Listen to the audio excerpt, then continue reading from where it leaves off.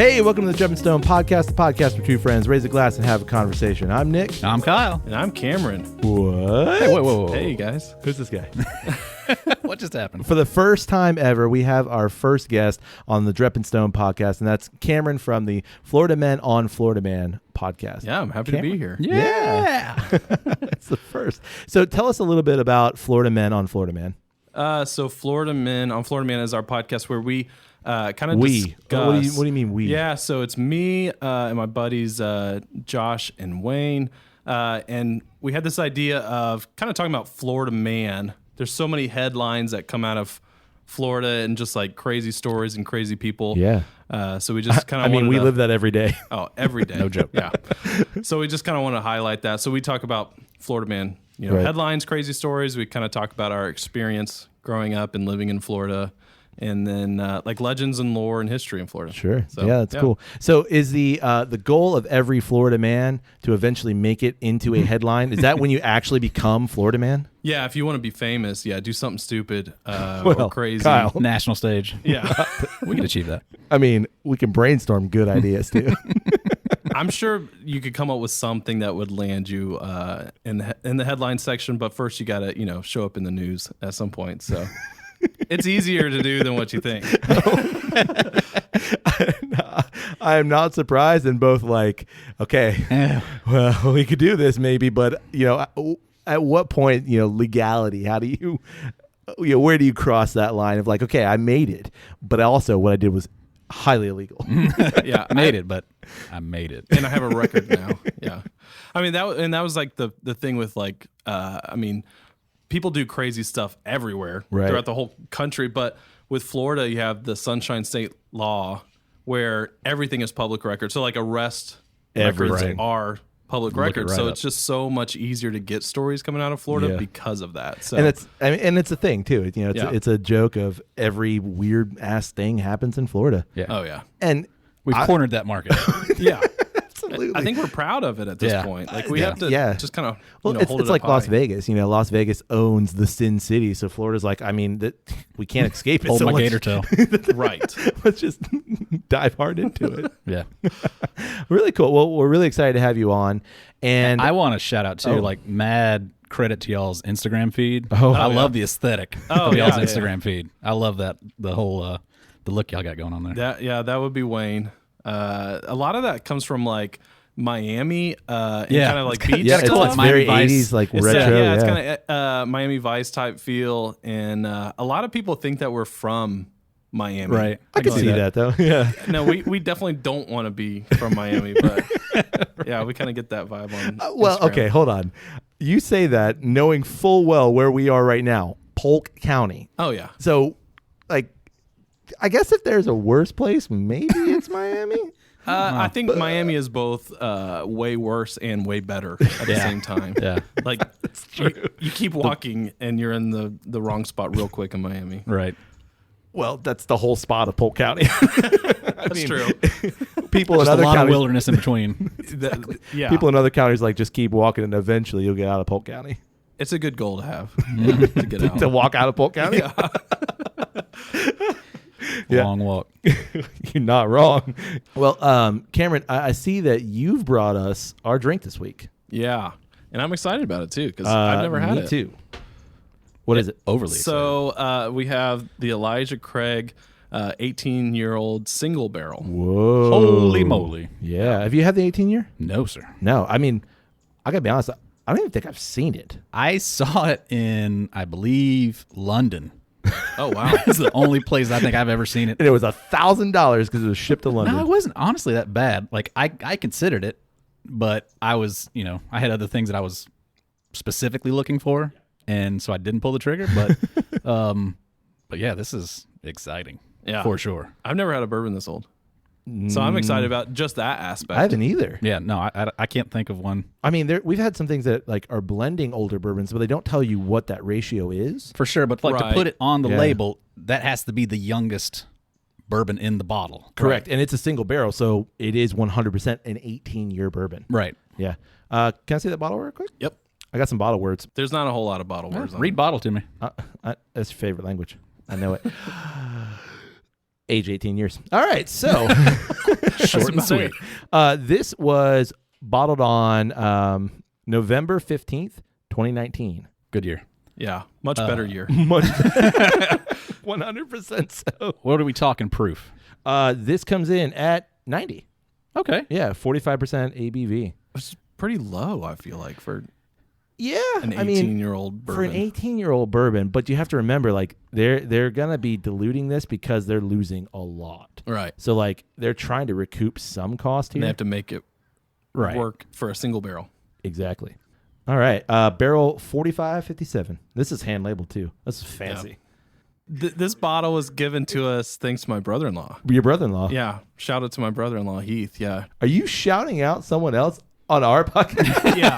I'm coming in here to shout out. When he's giving us an 18-year Seriously, bourbon. yeah. Yeah. Give him all the shout outs he wants. Hey, Heath, thank you so much for this 18-year bourbon. We're sorry that there's only about a finger left in this bottle. Right. Yeah. Yeah. Yeah. It's like it's that a shame one. how little there is in this bottle. He did say don't drink it all. And we did not drink it all. All right, let's pour. You want to pour? You should pour. Yeah. I like the squeak. squeak. It's the squeak. Thank you. Ooh. Look at that. Now, have you ever done like whiskey tastings before? I mean, that's kind of, full disclosure, Cameron is a friend of the podcast. He's been listening. He's probably like the third longest listener. Kyle, Cameron's listened to more episodes than both of our wives combined. I don't doubt that. I mean, if you listen to one episode, you've listened to You've beat them. Wait, your wives listen to your podcast? no. Oh, okay. They're aware that we do one? I was going to ask for advice on That's that. about it. I mean, Carol's listened to one. No, Right. Carol's been in the same car in which one is playing. Gotcha. Yeah. She's been present. I was like, listen, we're in Kentucky. You've at least got to listen to this week's episode. And she's like, you can play it. Do I have to? So listen, not so much. Do your wives listen? I like to think they do, yeah.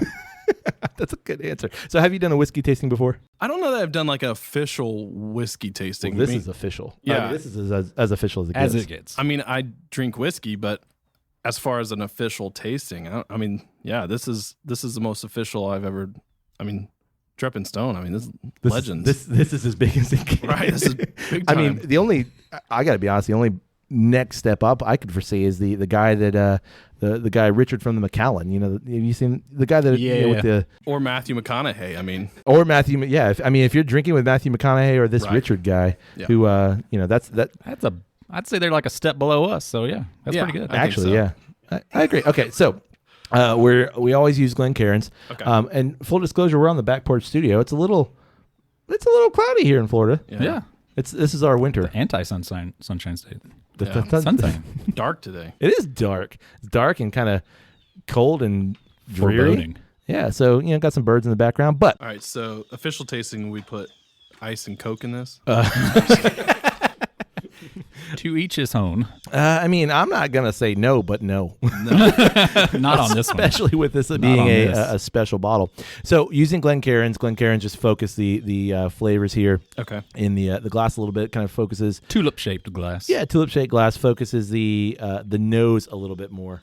All right, so normally what we do is take the glass, smell it. Mm-hmm. We're nosing the whiskey first, and just kind of like getting the nose, what it smells like. Normally we talk about that for a minute. Right. I mean, you know how this works. Big time listener. It smells old. It does. It does. Yeah. You can smell the age on it for sure. There's a little bit of a proof on it, and kind of like once you get past that, old barn. Yeah.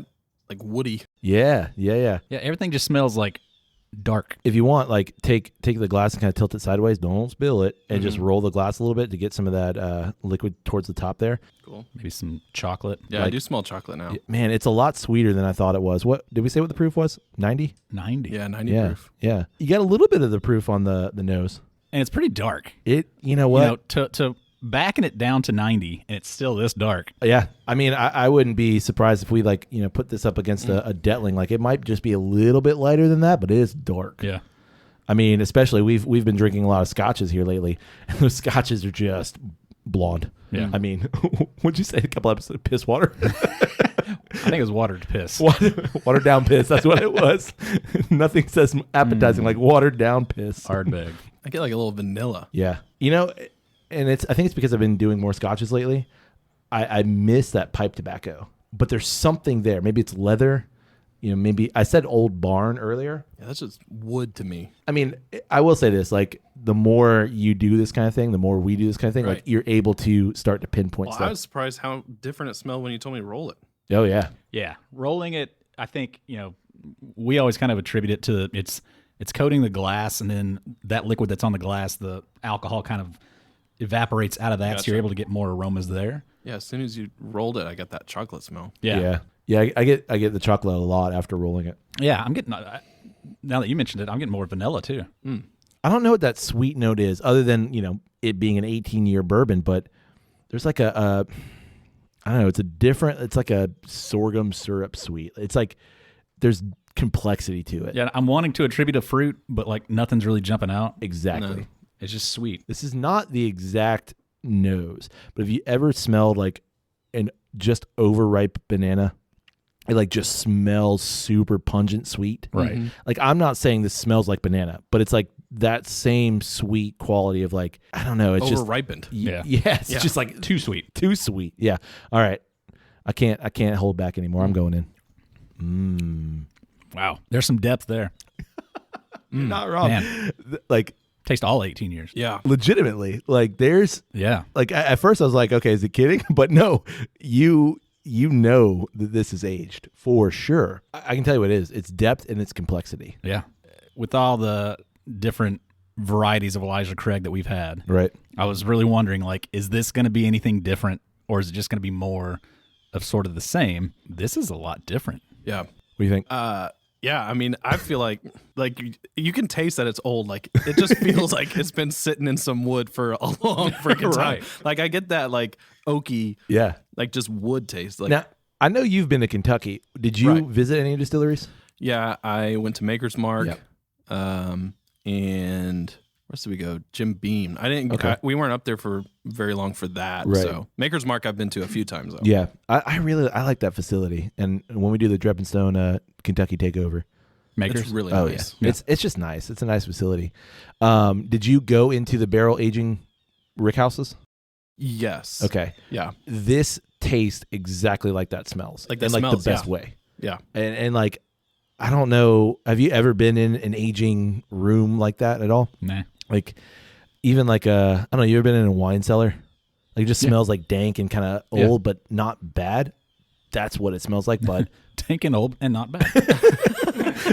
How my grandmother smells. Dank and old and not terrible. Neathel.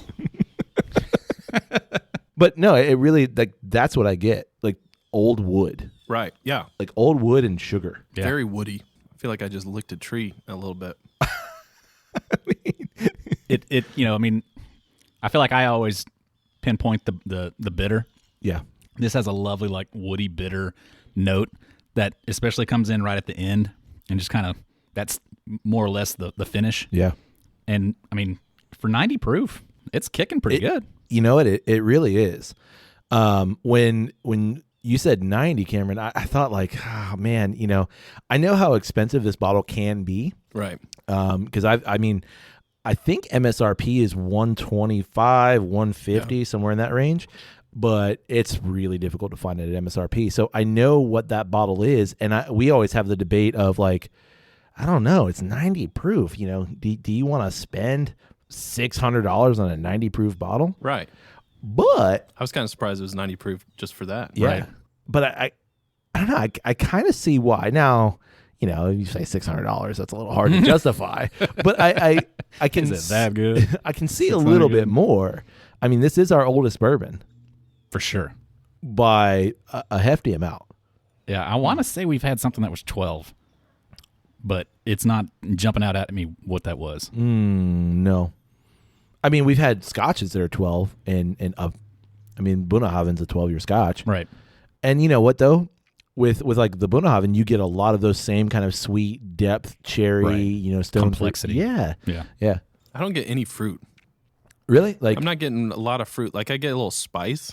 I think like when we say fruit, it's like it's the sweet, but there's like I know it's like fermented sweet. Yeah. I don't disagree though. Like nothing really. I get the sweet Maybe and like citrusy, spice, but not but nothing really. not fruity. Definitely not like cherry. Not like Yeah. your classic Right. bourbon-y Right. kind of notes. But You know what though? Like I will say, what I like about the palate is that it accentuates the stuff that you get on the nose anyway. Right. You know, you're getting that sweet, you're getting that little bit of woodiness, and then on the palate, just boom, and that's where you get a lot of that. What do you think about the finish? Like the mouthfeel at the end? Does it kind of just fall off, or does it hang on? I think it's kind of a little thin to me. Yeah, I think so. I mean, it's oily, but like thin in terms of the only thing I'm getting on the back end is proof. Like I'm not getting really any flavor from the finish here. What about you, Kyle? I mean, it's that bitter note that stays with me through the end. It doesn't like just drop off a cliff, but I think it's that, backing it down to 90. I think it has to drop off pretty quick. I don't think many bourbons that are 90 or below are going to really have a really long finish anyway. Yeah. Cameron, what other Elijah Craig products have you had? Anything? So I actually had the small batch, like their normal small batch, like last week. Okay. And I've had barrel proof, but it was in a old fashioned, so I've never had it by itself. Doesn't count. Right. Doesn't count. Do you want me to go crack a Coke for you so you can put in that? No. No. Okay. Now, I mean, we've had a couple different versions of the barrel. Is it barrel proof or barrel strength? Barrel proof. Is it? Okay. Couple of different versions of the EC, and like some bottles are better than others, which that's, I think, the gamble here. Heath happened to have what I think is a great bottle. Right. Is it possible that you get a different barrel and that's like, true. Now you've got an 18-year bourbon and you paid $150 for it and it's okay. Right. I'm impressed with this. I think it's pretty damn good. Yeah. Like, again, like that was going to be my concern. We were going to pop this open and it was just going to be one note. Yep. 90 proof, kind of boring. Not at all. No. Like this is fantastic. No, like there's enough to think about here for sure. Yeah. Like, I mean, there's a flavor arc that, it's not one note at all. Like, is that, you put all the animals in 2x2. the rye? I think there's a bottle of it in there. No, thank you. It's okay. No, thank you. Pikesville's better. I think that I saw that they have a 23-year of this. I think so too. Yeah. I mean, I don't think they don't have it right now, but I mean we can go get it. I don't know when the last time. You know when the last time they released one. I know. Heath. Heath, hook us up. I mean, listen. If the three of us roll up to the Elijah Craig Rick houses, what are they going to say? Fuck off. That's what they're going to say. Kyle, I'm going to need you to carry the barrel. I'll take a tumbler. Nick's rolling out of there with 2 barrels. Oh, man. You see, like, on top of a barrel, just kicking it. Like, please move. What's this? It's I'm sloshing. just going to fill up my thermos. It's an interesting thought to me. Like, this was bottled in 2019. Yeah. So 18 years, at least, is 2001. Yeah. Wow. It's a long time ago. Yeah, it really is. I mean, High school. I was in elementary school in 2001. Yeah. That's crazy. Yeah. That's a long wild. time ago. I was in middle school. Yeah. Yeah. I graduated 2001. Does it hurt when That's you wild. stand up? Yeah. Yeah. A little bit. But weird you know thought. what? Like, I know that there exists obviously whiskeys that are older. You can find scotches that are pushing 30 years. Right. And other than like port wines, like it's nothing to find a port wine, 40, even 50 years old.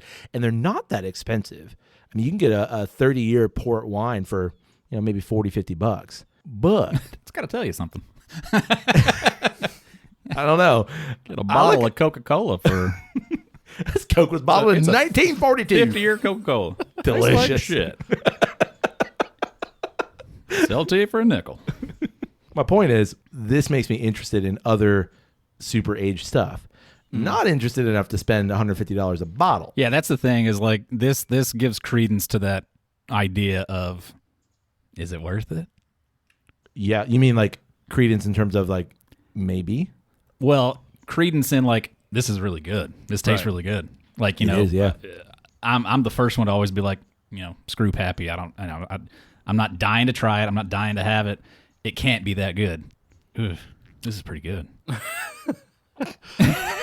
You know? So if Heath can get this. He's working on it. Get in the vault. Again, we know a guy, or we can go to Kentucky and get it ourselves. All right. Anything else on the whiskey? I like it a lot. I do too. There's like a salty caramel that's starting to come in now. Yeah. And like smoky too. Yeah. Like there's this like kind of like smoky, not ashy, but like kind of campfirey kind of element that's kind of coming through too. I'm enjoying it. When you say ashy, you mean like ash from like a day old fire or something like that? Sure. Yeah. Like an older fire. Yeah. You know, like it's towards the end of it. It's almost like that kind of smokiness that you have on your clothes after you go in from sitting outside by the fire. I smell like that all the time. It's just natural. Mm-hmm. I just exude campfire. I don't doubt it. Your natural scent. So His day-old campfire. I sweat. I'm like, oh, that smells delicious. Man, y'all smell that? Carol and I. Something Carol, burning? Just me. It's just me. I'm so delicious. Do you know what the mash bill in this is? That is a great question. Because I didn't get much rye. I mean, there's like a little bite there, but I mean, it's not like... Yeah, it might be like a little rye. Yeah, but it's not heavy. Not a whole lot. Mash bill. Mash bill. 78% corn, Okay. 12% malted barley, All right. 10% rye. Okay.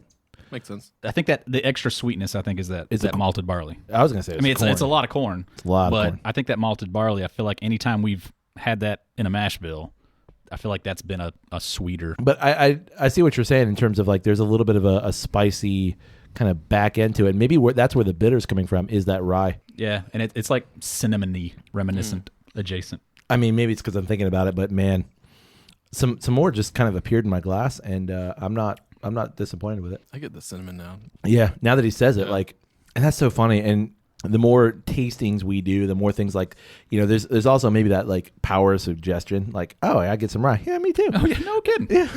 Or I get some cinnamon. Yeah, it's there. But I really truly think paprika. like, no way.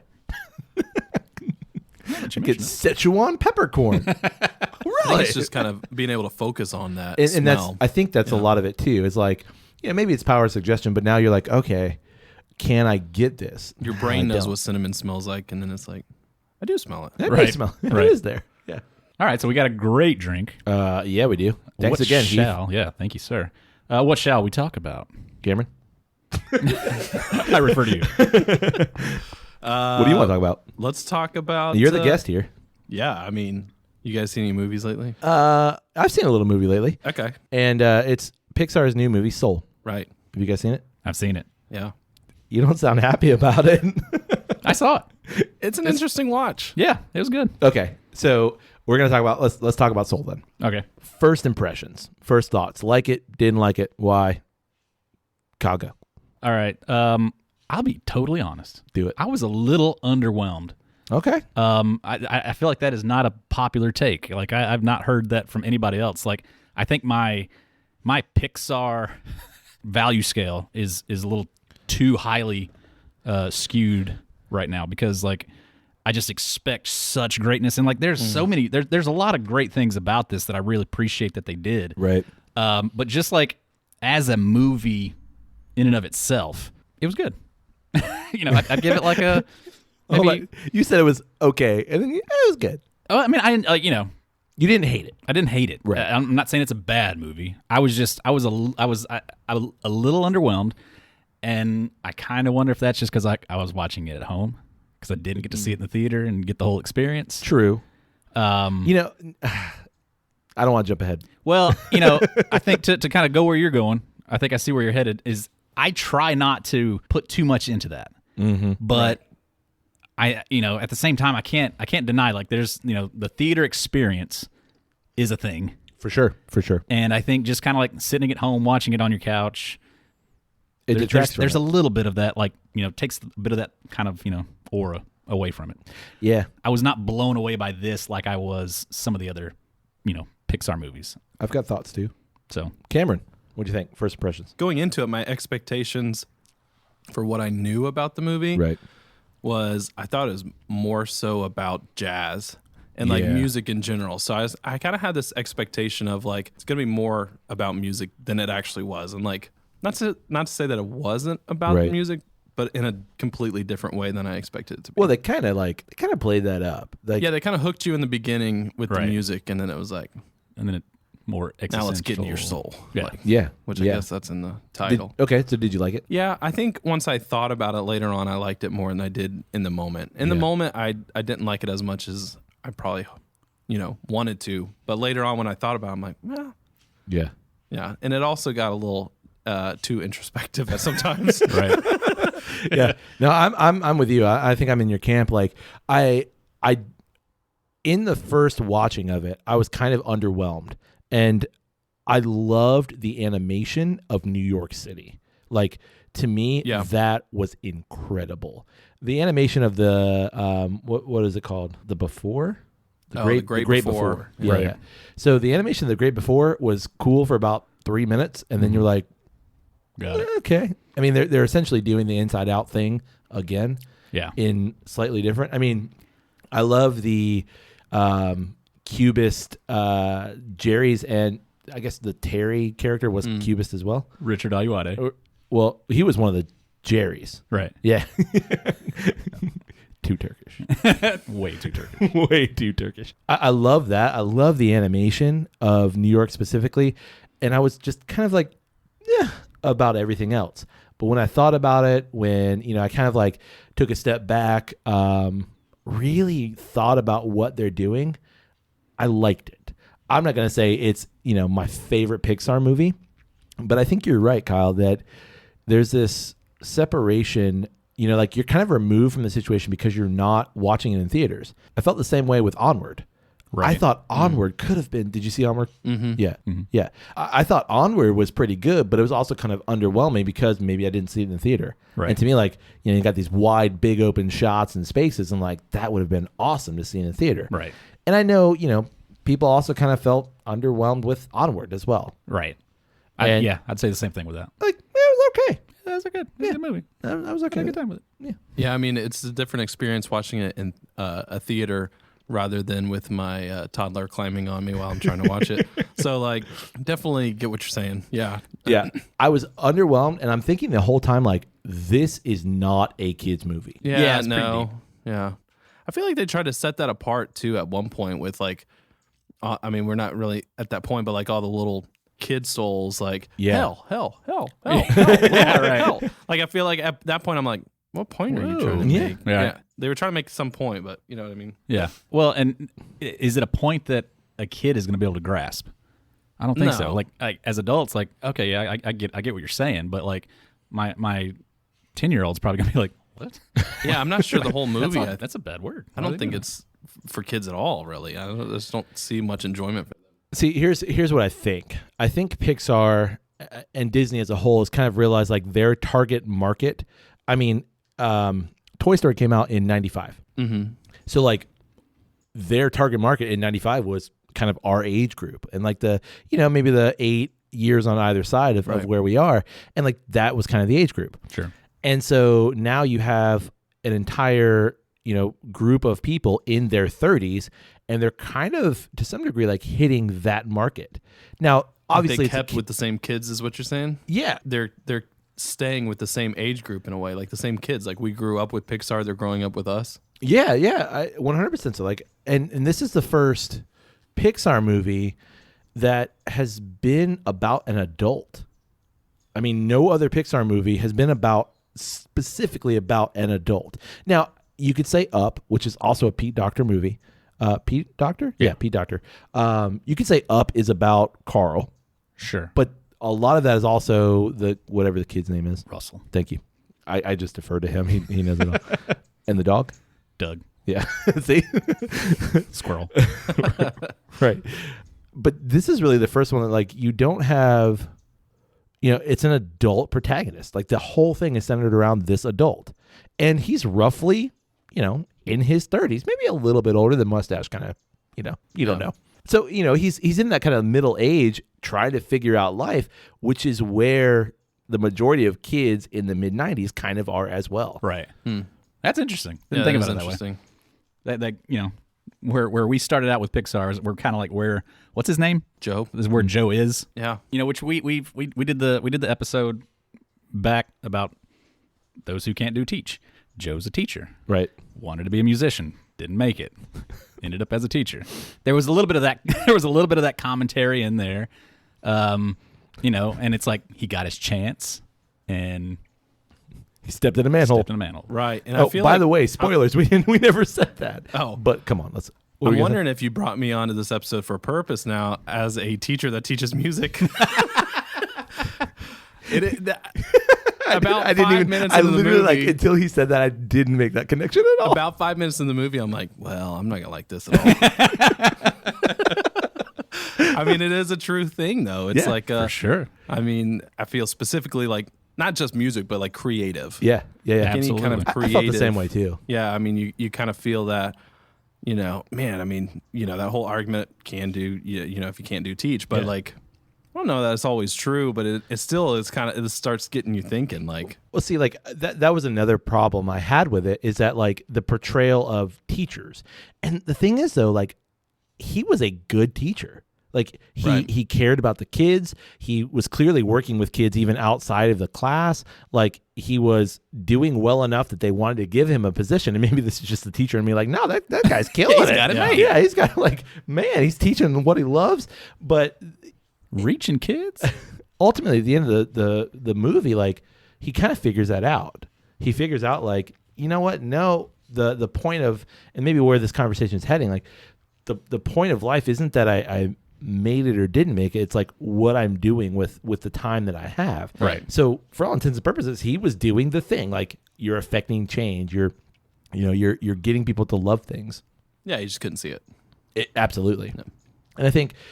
And maybe that speaks to just where we are in general. It's like that, like, what am I doing with my life? Is it measuring up? Is it amounting to anything? Right. Well, I didn't really get that as like the main message from the movie. It was more or less just kind of like just appreciating life as it is. Right. It wasn't necessarily like that he came to the realization of like, no, I need to really like, I'm a great teacher and appreciate the job that I've got and the students that I'm able to reach and the connections I'm making with them. Yeah. It was literally more just like, hey, just enjoy the breeze. Yep. Right. Like it was way more just kind of like not focused, right. I guess.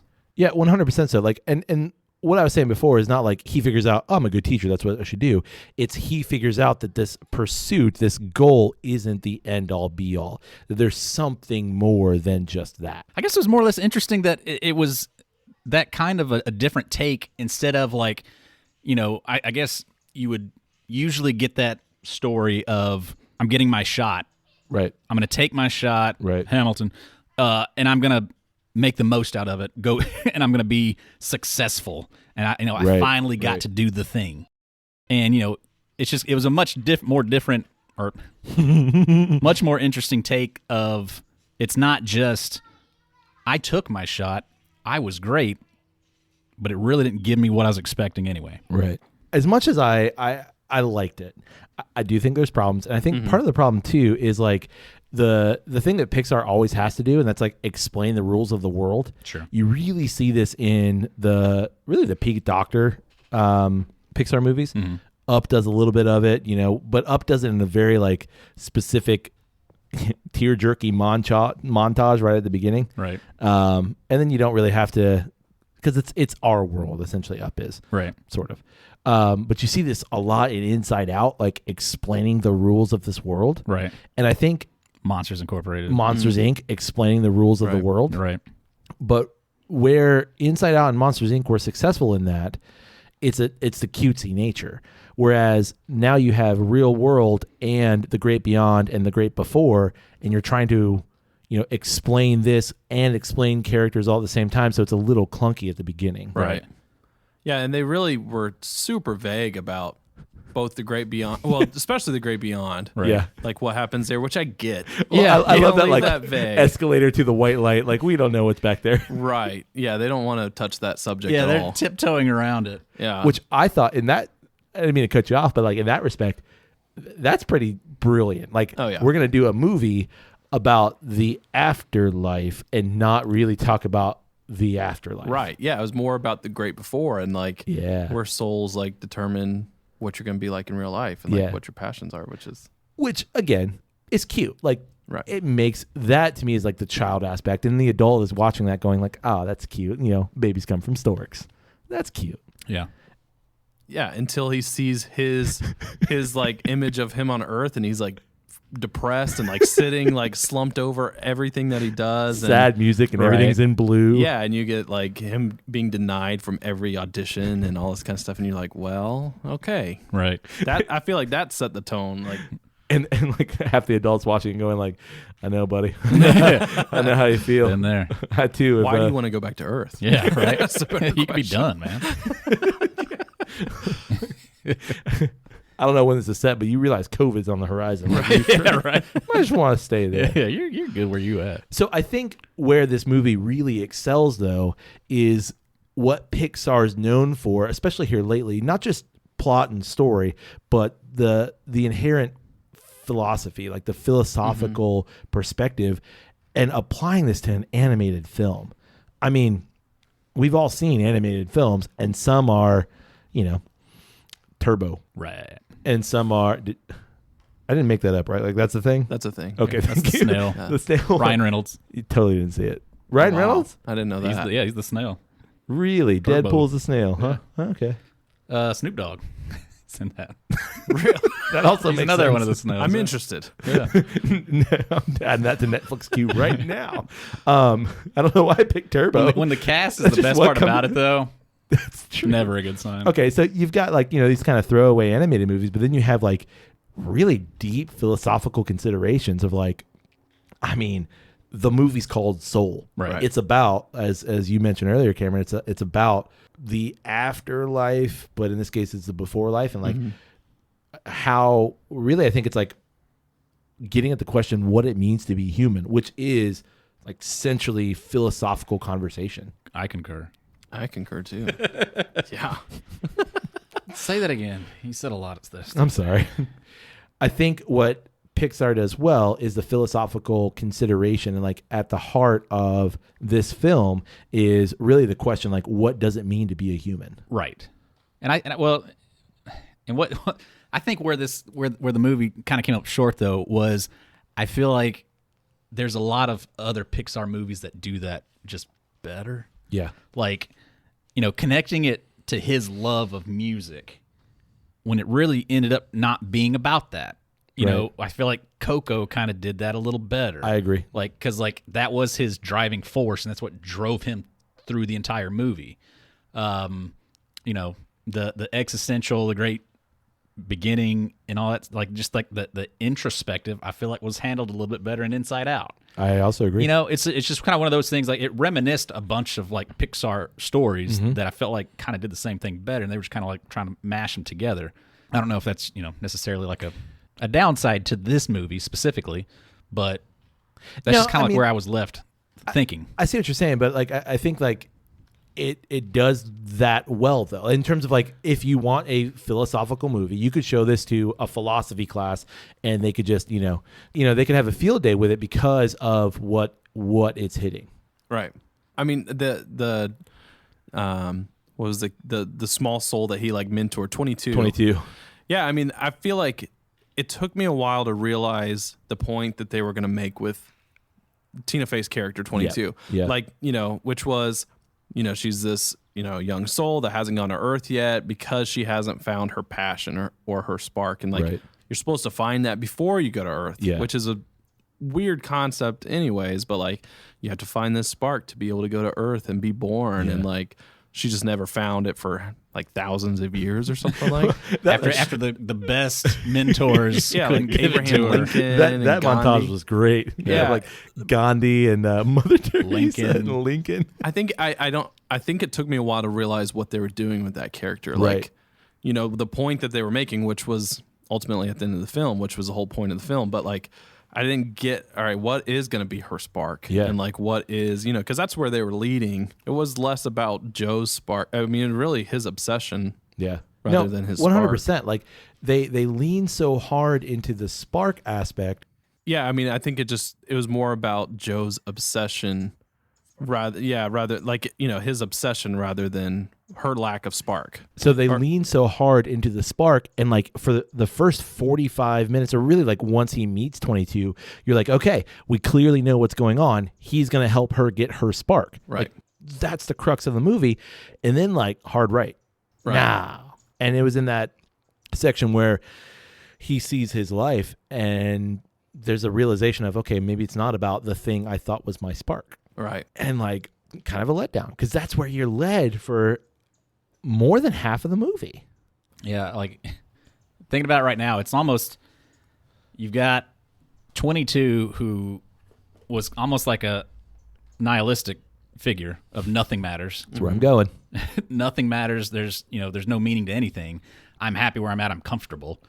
And then you've got Joe, where only this one thing matters. Right. And I'm trying to get back to that one thing, to have that one opportunity. Right. And they end up almost kind of like meeting in the middle of kind of like everything matters and appreciating everything. But that's where I'm saying is the philosophical brilliance of this movie. Like, right. If for me, if this is the good part about that movie, is you're taking two dramatically different philosophical perspectives. You're taking this kind of like nihilism, and I don't know exactly what I'd call Joe, like this, like just super like optimism, obsessive. Yeah. And like now you're kind of coming back to the middle, and that is where almost every philosopher kind of says, like, that's kind of where we should be. It's not this way or this way. It's this balance of opinions, this balance of understanding about the world. Right. Right. And like with Joe, like, you know, he essentially is almost dead. Like he's in the hospital, and, you know, his soul is going to the great beyond.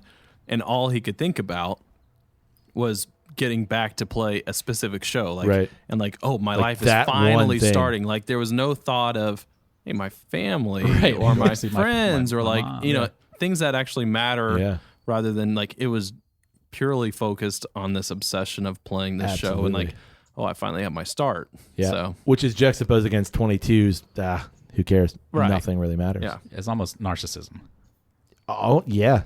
Yeah. It's going back to get my opportunity. Yeah. Exactly. 100%. Oh, you see it for Joe? Yeah. You mean? Yeah. Yeah. And because like the one time that he thought about his mom, it was like, because his pants ripped. Yeah, it was that means to help him again. Yeah. Right. So like he was totally narcissistic, but they did it in like a way that you didn't realize that right away. Right. Like he was still a nice guy. Yeah, you're still kind of rooting for him at that point. Like, right. Yeah, no, I want you to have this opportunity that you don't want him to be wanting. dead. Yeah. Yeah. Like you don't want you're the main character to die in the first 5 minutes. And right.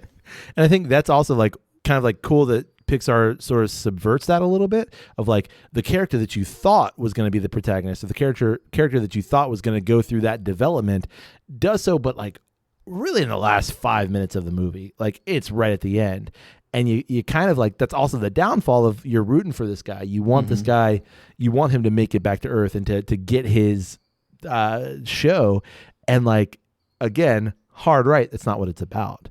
It's, you know, ultimately Joe realizes that what he knew all along, and that's kind of like, I think part of the message of the movie is that life isn't about that completion or like getting that achievements. Thing. It's not about achievement based, right? Yeah, it's about it's not the completion of the song. I'm gonna bring a Nietzsche quote, so just hang on, everybody. Oh, shit. Yeah, no, it's not about the song or the completion of the song, but losing oneself in the melody. And you see this throughout the entire film, and I think that's also cool that like we as the audience knows this, but we can't pinpoint it. Like we're not putting words to it, because he loses himself in the music. You know, he's Emineming his way through life. Right. What was the whole thing with like you lose yourself and you go into the zone? Yeah. Right. That was an interesting that concept. was a really interesting thing. I wasn't expecting that, and like when I started thinking about that, that's a weird, like, so like the whole idea was, if, you know, a musician or an artist or they like really get into it and like they're in the zone, then their soul is like in a different spot. Yeah. But like that part to me kind of resonated of like, I've been there. Like as someone who's a creative person, you know, like you don't kind of realize it maybe even in the moment, but like there's times where maybe I'm asserting you, like times where you're painting and you're like, you kind of look up and you've done the painting. Yeah. You're like, okay, that's done. There's times when I've been writing and I look up and 4 hours has gone by and I didn't even notice it. I mean, you and I played music together at one point, and there were times when like we'd be practicing and just kind of like, oh, practice is over? Yeah. Or like the songs we're playing are done? Or even like you get into the zone with like your creative aspect that you lose focus of like nothing else matters around you. There's a downfall, yeah. Right. Yeah. I mean, and there's plenty of examples of that across every version or every aspect of humanities. Yeah. Doesn't have to be creative. I know I keep bringing that up, but no, but I think that's because it's a focal point of this. Well, they even wasn't there like a finance guy? Like he was so obsessed with like stock market stuff or finance that he was completely lost with it and obsessed with it. And that's they did that with like the Graham Norton character, which to me didn't really fit Graham Norton, of like the crazy haired guy who's in that like weird liminal space. And like that's kind of what it was, of they became so obsessive over that thing that like that was their entire being, which I thought was a really cool way to represent that obsessive what did you say, narcissistic almost nature of that. Nietzsche wrote, "The end of a melody is not its goal, but nonetheless, if the melody had not reached its end, it would not have reached its goal either." Which is, I mean, you could sit there and debate that. I know. Deep. I'm not going to read it again. But in other words, here's what he's saying. There's no destination or end or completion or a do this and I'll be fulfilled. There's no fulfilling one's void. That doesn't exist. The melody, in this case, the metaphor, living, is the goal. Right. Fully living, fully engaged is the goal. That's the end goal. See what I mean? Which is difficult. The point then becomes for Nietzsche, and I think also for this film, it's almost as if they're like, Pete Docter went, I'm going to make a film on melody and Nietzsche's quote here. Right. That living is the goal, and living fully engaged and as much as possible in that, it's kind of cliche, live in the moment, but that's ultimately what we're getting at here. It's not eventually you're going to become famous, or eventually, you're going to make $1 million, or eventually you're going to have your painting in the Louvre. It's do the thing because of the thing, love the thing that you're doing. Right. And be able to love other things around it at the same time. Exactly. Yeah. Do you have any other points? I know you have some notes. Yeah. So one of the things that the Graham Norton character said that like really kind of stuck it. Well, like one of the things that we didn't mention was the lost souls, which they showed in the same place as the people in the zone. Right. And they were just people that lost sight of everything and were like too obsessed and all that kind of. So we kind of talked about it, but that's what they called them. Yeah. Anyways, this guy said this quote is, lost souls are not that different from those in the zone. The zone is enjoyable, but when that joy becomes an obsession, one becomes disconnected from life. Yeah. Which is a great quote. I mean, it just kind of sums up everything that we're talking about, but like too much of a good when thing. he said that, I'm like, dang, that's a good line. But it's so true. I mean, and that kind of sums up what the point of the movie was, I feel like, too. Yeah. Too much of that good thing is ultimately detrimental. Right. Tiger Woods. Yeah. I feel like the dude's life has fallen apart a couple of times. And you had to come out of it, but it was like obsessive to the point of, perfection, maybe beyond perfection. Yeah. And then reaping the rewards of all of that. 100%. And then just losing yourself and losing your identity. I mean, the thing that like the glue in his case kind of kept it together was his dad. And once his dad died, like everything just imploded. Yeah. Yeah. Beautiful movie. Yeah. Like you could tell, like, I feel like there was like a different polish on this one. Yeah. Compared to like Onward, which I know, Pixar now has, I think, 2 major studios. They have obviously the one in Emeryville, or just Emory, California. I think it's Emory. And then they have the one in Canada. I don't know which is which. I don't know if it's like an A studio, B studio kind of thing, but this one to me, compared to Onward, had just a higher level of polish on it, like detail wise, maybe aesthetic, like creativity wise. Just seemed like it had more in it. Yeah. I mean, it seemed like almost like highbrow animation, where Onward was kind of going back into that goofy, dragons and I don't know. And I think it's also the aesthetic of the film itself, the aesthetic of the movie, but like they do that so well. And I think this is a testimony to that, of you have those scenes in New York that, like, if you've ever been to New York, even on the best, best sunshiny day in fall or spring, and where New York is actually nice, right? Colorful, not just gray. Colorful and gray, asphalt, exactly. and concrete. But like, there's still that like dinginess to it, and you don't want to lick that sidewalk. Don't eat the candy, buddy. There's like a rat like eating pizza on the side of the like dragging pizza on the side of the sidewalk. Yeah. But like the beautiful scene of the maple, is it a maple seed? I think it's a maple seed. Is falling out of the tree, and like it like zooms, like the camera zooms in, and like that's another thing. They're using such good camera work when there are no cameras. Yeah. Right. It's all animated, but like the camera zooms in and it focuses on that, and there's like a wash in the background, and like, whoa, total Keanu Reeves on it. Whoa. But that adds to the beauty of the movie. Yeah. And for sure. I don't know, it's beautiful. No, I was impressed with like the little bit of music that they did. Oh yeah. The music itself was good. Yeah. But even like the animation of the playing of the music can sometimes like be awkward. You know what I mean? Like trying to, especially when you're doing jazz, like what they did like with the it was finger, right. And I'm, as like a musician, I'm kind of watching like, that looks right. Yeah. I mean, like even, all that kind of stuff. So, I mean, me, I'm a piano virtuoso. Exactly. And I think they did a pretty good job. Yeah. I mean, it looked good. It did. The whole thing. It looked solid. Like he missed a few keystrokes there, but it's forgivable. I mean, it's to me, it's like a hallmark of Pixar of like when I think about like Ratatouille and showing like the love of cooking. Yeah. And like, you can see some of the documentaries about how like they went to French Laundry. Yep. They go to that Thomas guy. Keller. Yeah. Yeah. They go to his kitchen. Yeah. And like he prepares Ratatouille, and like the way that they can, put that into their movies so accurately. Yeah.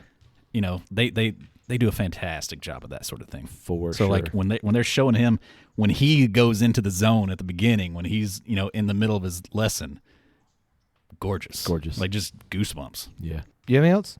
I think that's got it. You got anything else? No. Hey, had a great Cameron. time. What? I said I had a great time. Really? Wow. I didn't expect that. No one ever says that around us. They're always like, God, time to go. Looking at their watch like, well, shit. Cameron, thanks for hanging out with us. It was a lot of fun. Yeah, Indeed. absolutely. Yeah, you'll have to do it again sometime. Yeah, for sure. Yeah. Anytime you guys want me to come drink with you, I'm definitely down. If that's the We're case. down with that. I too. mean, do we have to get permission from Heath to take the liquor, or can we just like go over there? And... Well, yeah, I'll have to talk to him about it. Yeah, we'll see. Yeah. I mean, He's got you some did send me a interesting picture of some other good stuff. Yeah, so. there's some good stuff in there. There's some good stuff in there. the good stuff. So, Cameron, what's up next for Florida Man on Florida Man? Oh, I mean, we just, all these stories keep coming in and we just keep spitting them right back out. So, we just keep going and keep telling you guys about the crazy Florida Man stuff. So Yeah, absolutely. Yeah. How if people want to check out Florida Man on Florida Man, how can they do that? You can go to our website, fmofm.com. How many times did you have to say that before you got it right? It was a while. Okay. fmofm.com. And yeah, you can find links to everywhere, or, listen to us on Spotify or Apple Podcasts or whatever. Okay. Yeah, it'd be great. Very cool. Yeah. Thanks for letting me hang out with you guys. Thank you for coming and hanging out with us. Absolutely. It was a lot of fun. We want to know what you think about the movie Soul, if you've seen it. We also want to know what you think about the Elijah Craig 18-year single barrel, if you've had a chance to try it, because I thought it was pretty damn good. Lived up to every expectation I had for it. What'd you think? I liked it a lot. Yeah, it's good. Tasted old. Tasted old? Yeah. It does taste I like that old taste. You know what? I don't disagree. You know the smell? I think I've got it. You know the smell of Splash Mountain? No, I'm serious. Like I do. It's wet. No, it is wet, but it also has like a... It's like weird chlorine. Yeah. It does not smell like that delicious whiskey. No. Wrong, sir. Swing, Retracted. swing and a miss. Retracted. Swing and a miss. You know that dumpster behind Chili? It's kind of like that. It smells roughly like that. You can get in touch with us through email. That's drepandstone@gmail.com. You can also get in touch with us through social media. It's always one word. DREP and Stone. Come find us, like us. We like you right back. Maybe share something while you're doing it. 2 thumbs way up. I think you can only like it once, but... I mean, you can like it and then tweet it. Unlike it, like it again. Boom. That's not how that works. And if you feel so inclined, you want to support the podcast, you can do that through Buy Me a Coffee. That's buymeacoffee.com/drippingstone. Hey, there's a link in the show notes. Just scroll down on your podcast device. It's right there. Click on it. We've been told on good authority, it's super easy to do. Buy us a pint, buy us 5 pints. It all helps support the podcast. You're not wrong. Hey, buddies. May your glass overflow. Your ass never show. Cheers, buddy. Cheers. Cheers.